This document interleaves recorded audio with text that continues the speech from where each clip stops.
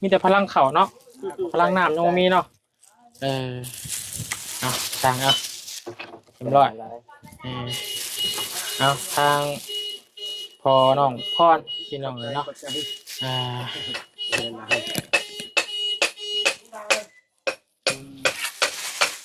ซ้อนคืนนี้มานอนน้ำพี่น้องเลยเนาะเอาน้องเพิ่นมานอนน้ำติดห้องแอร์ละบาดนี้พี่น้องเลยเนาะคือมานอนน้ำเท่านึงแล้วก็เงานอนเพิ่นก็เพิ่นมานอนน้ำเมื่อคืนนี่พี่น้องเลยเนาะงูเราก็ได้อยู่คนเดียวโดยโมเมนต์สีพาน้องเพิ่นมาหาน้องหัวดอกพี่น้องเลยเนาะให้เพิ่นมานอนน้ำแล้วก็สิเมื่อส่งเพิ่นเลยแล้วเขาก็มาแวะบังซางเลยพี่น้องเลยเนาะยันว่า FC โอ้ยพาน้องซ้อนมาหาน้องหัวอีกแล้วเนี่ยบ่แม่นเนาะครับมานอนน้ำแล้วก็บูนกับมาเมืองเวียกทางนี้เลยแล้วก็สิเมื่อทางเพื่อนน้องซ้อนเลยไปเวียกทางนั้นเลย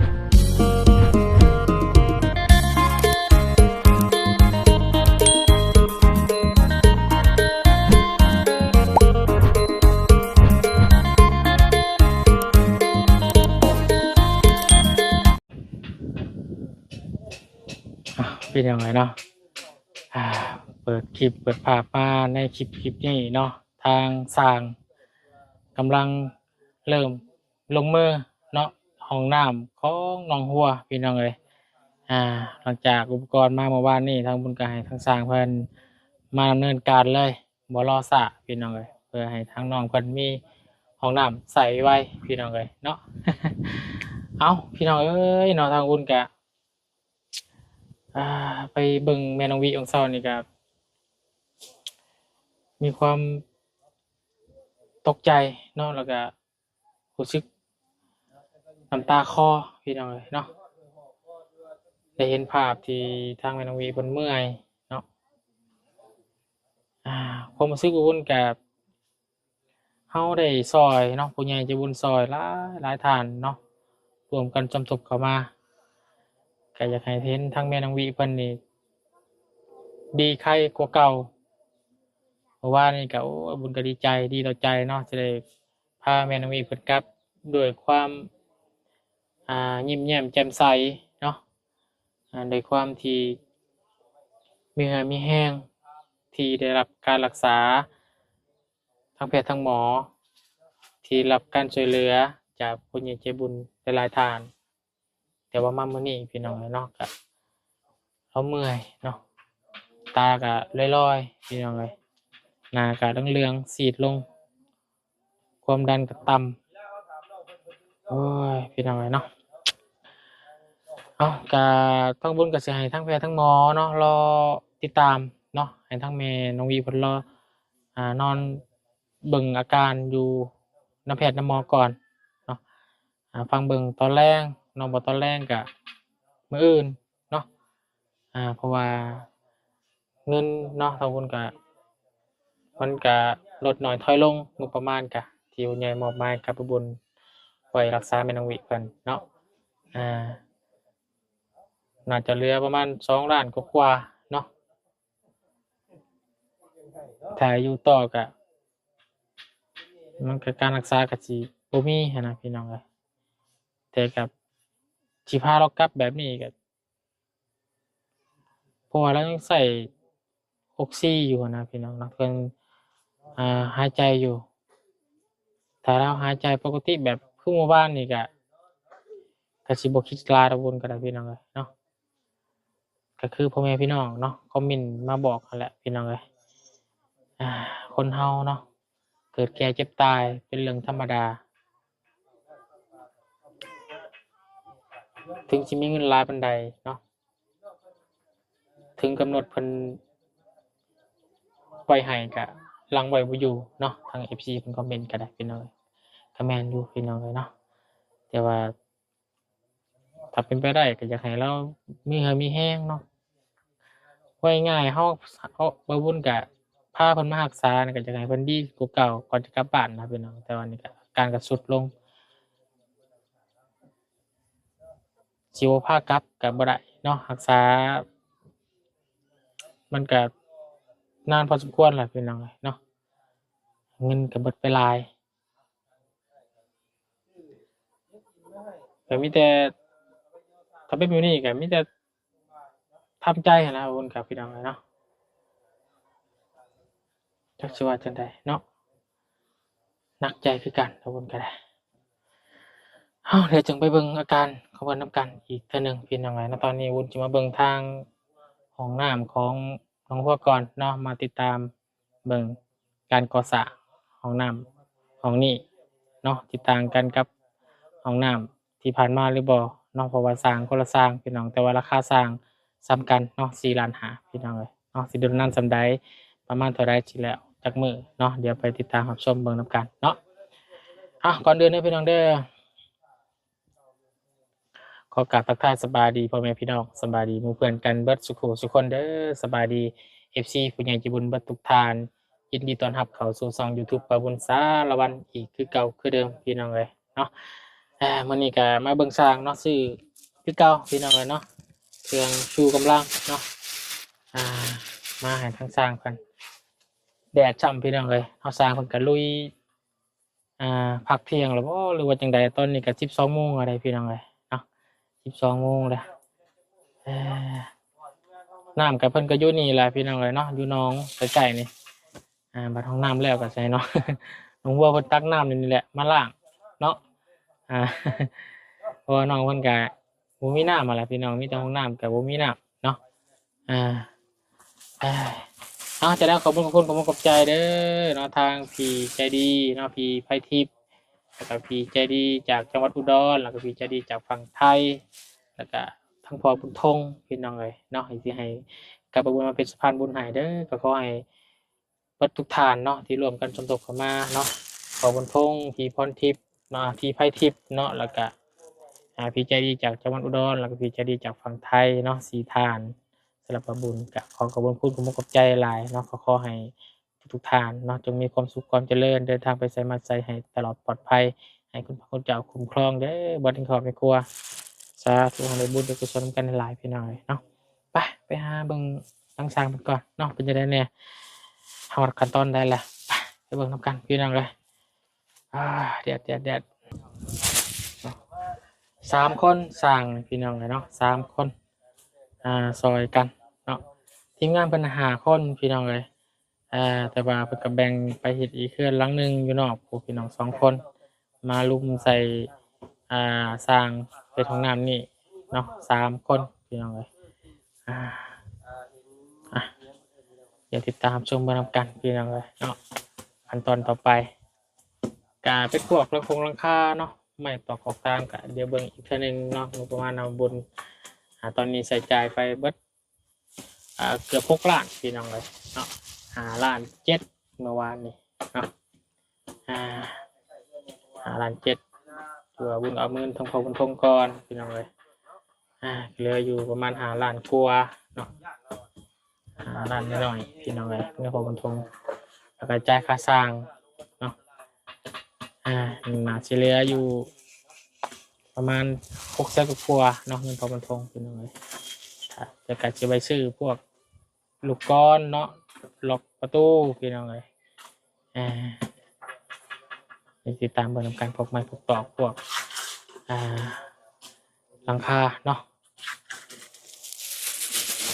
โอเคพี่น้องเลยไปเบิ่งไปชมนำกันกับ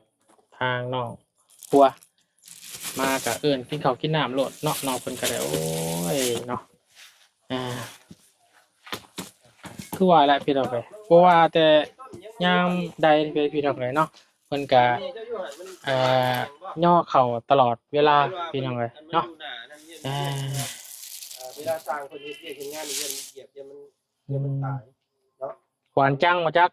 สิได้อันให้เพิ่นก้นออกโอ้ยไปเหยียบหันบันจังเข้าหันโยกเนาะ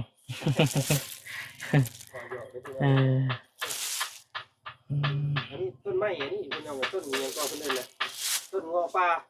เห็นงอป่าเพิ่นเอาใส่หูนะเนาะนั่นบ่ต้นไม้แดงแพง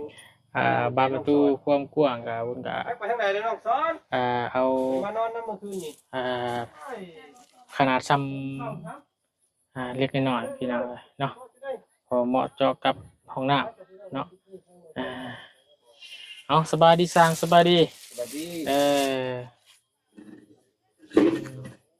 3 คนเนาะ กำลังลงมือ3 คนเพิ่มพลังแล้วบ่ช่างมีพลังแล้วบ่มีแต่พลังเข่าเนาะพลังน้ำยังบ่มีเนาะเอาช่างเอาเรียบร้อยเอาทางพอน้องพรพี่น้องเลยเนาะ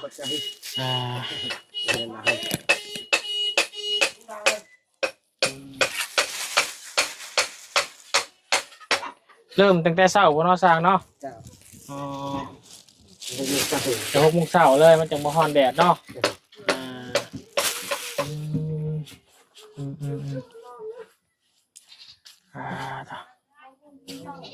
โดยกินแ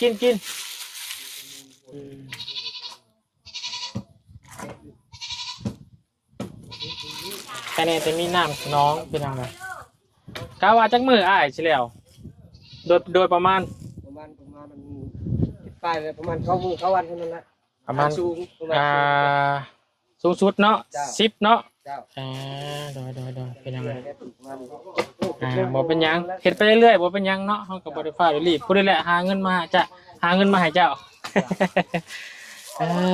พี่น้องเอ้ยเนาะกินข้าวอีกแล้วบ่ทางนี่พี่น้องเอ้ยนั่นแหละยามเที่ยงเด้พี่น้องเอ้ยเนาะว่าเพิ่นมีเมนูหยังพี่น้องเอ้ยเนาะกิโลบ่มีกิโลอาหารในห้องใต้ดินเนาะทางน้องซ้อนพี่น้องเอ้ยเนาะสบายน้องซ้อนสวัสดีคืนนี้มานอนน้ำพี่น้องเอ้ยเนาะเอาน้องเพิ่นมานอนน้ำติดห้องแอร์ละบาดนี้พี่น้องเอ้ยเนาะคือมานอนน้ำเท่านึงแล้วก็เงาน้องเพิ่นก็เพิ่นมานอนน้ำเมื่อคืนนี่พี่น้องเอ้ยเนาะงูเราก็ได้อยู่คนเดียวได้โมเมนต์ที่ว่าดราม่าทั้งน้องซ้อนเด้อพี่น้องเด้อเพราะว่าโมเมนต์สีพาน้องเพิ่นมาหาน้องหัวดอกพี่น้องเนาะให้เพิ่นมานอนน้ำแล้วก็สิเมื่อส่งเพิ่นเลยแล้วเฮาก็มาแวะบางซางเลยพี่น้องเนาะยันว่า FC โอ้ยพาน้องซ้อนมาหาน้องหัวอีกแล้วบ่แม่นเนาะ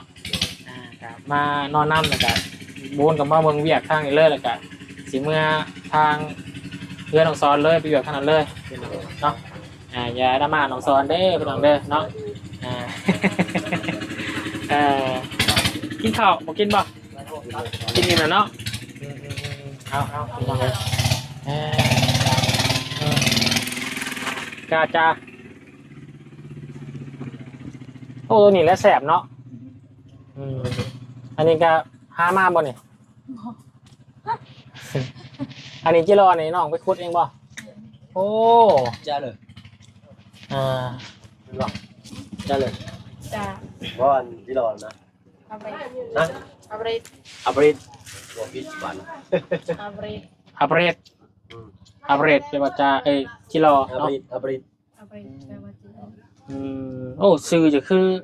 ต่างประเทศเนาะเขาบอกตัวนี้เนาะอับเรด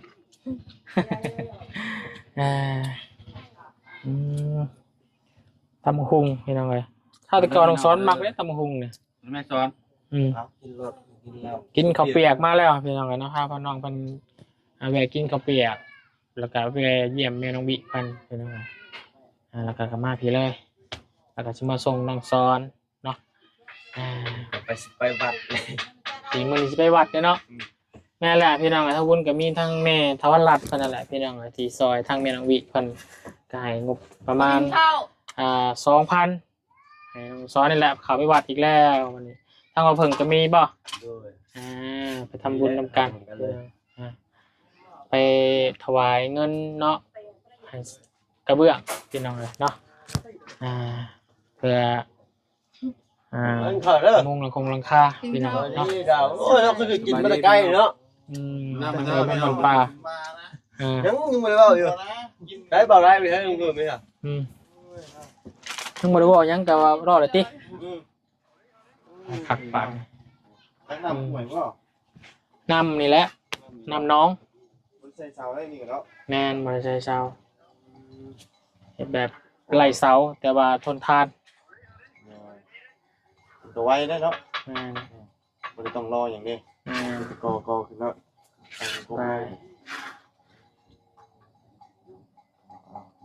กระทนทานอยู่ได้หลายปีอยู่พี่น้องเนาะจนลืมไปแล้วเนาะแต่อีซีมันคอมเมนต์มากกับมาต้องใส่เสาก็ได้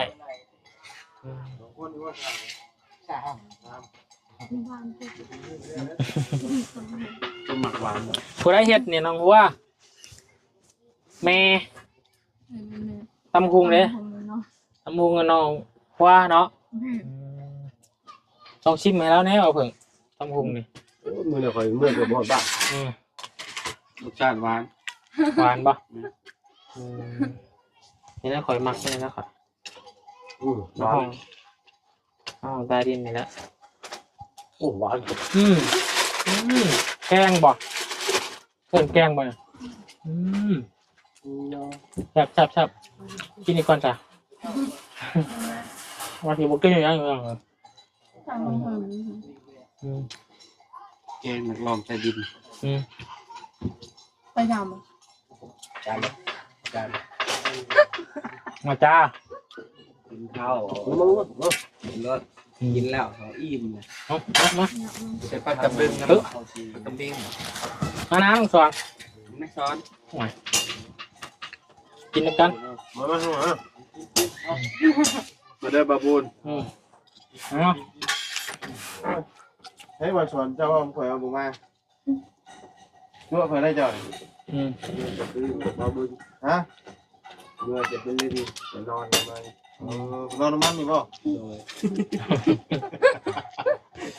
ถึงนอนน้ำบาบุญ ข้าวคอยเด้อข้าวคอยเด้อบ้านนี่ผู้ชายเจ้าบ่เอาคอยเป็นกระเทยเด้อจะได้ก็เช็ดแน่นี่เนาะ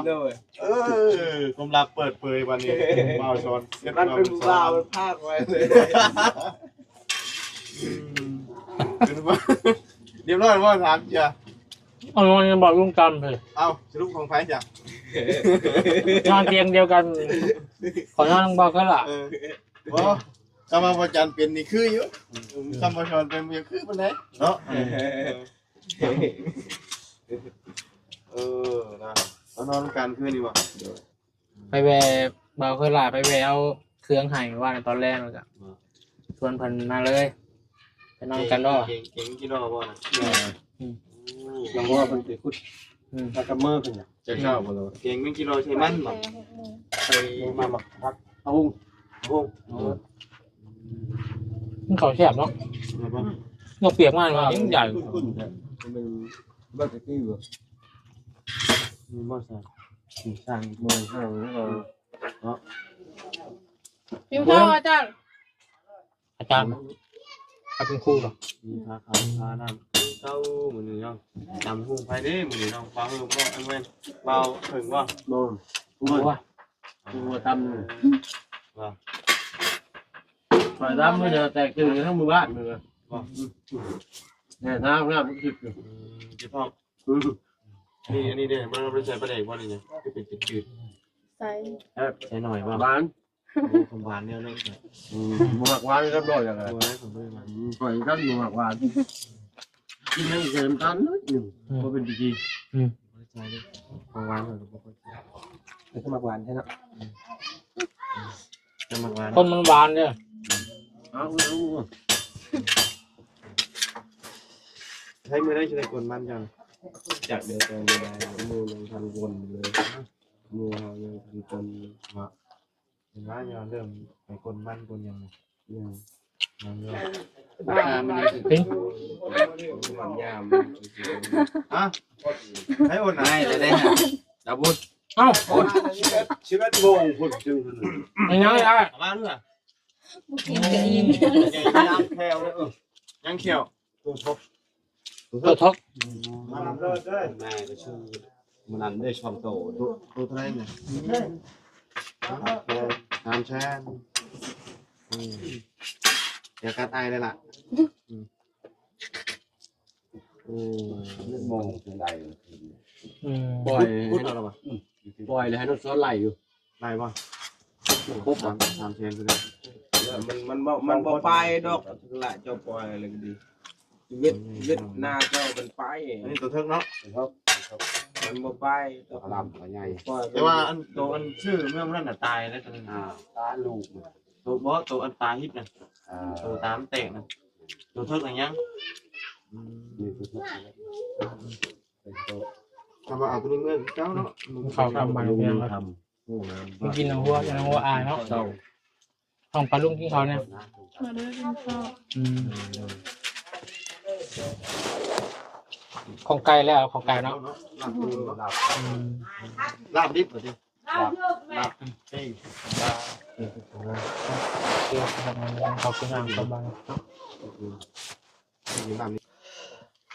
โอเคพี่น้องเนาะทางอาบุญกะจะได้ขออนุญาตจบคลิปเพียงซ้ำนี้ก่อนพี่น้องเนาะในคลิปนี้ก็มาอัปเดตให้พี่น้องนะครับไปชมเนาะในการทำงานก่อสร้างของน้ำให้กับน้องหัวกันน้องเนาะนี่สร้างบรรยากาศหักเล็กโคกแบบนี้พี่น้องเพื่อความแน่นหนาเนาะเพื่อหมายมันแตกแยกอาจจะเพียงเฉพาะอยู่เล็กกับพี่น้อง ไปเอ็ดไม่เชื่อไปเอ็ดไปโอ้เขาได้บ่ได้นี่ ไปโอเคพี่น้องสำหรับคลิปนี้ขอลาก่อนเด้อจากนั้นขอบคุณกับใจ FC พ่อแม่พี่น้องว่าทุกท่านเนาะที่เขามาหามาชมเป็นกำลังใจกับอาบุญสารวัตรตลอดมาเนาะให้อยู่ดีมีแฮงเด้อปัจจุบันทุกคนความเจ็บจะได้ความไข้ยังมีปราศจากโรคภัยไข้เจ็บทั้งปวงพี่น้องเลยเนาะสำหรับคลิปนี้ไปแล้วสบายดีบัดสุขทุกคนเด้อ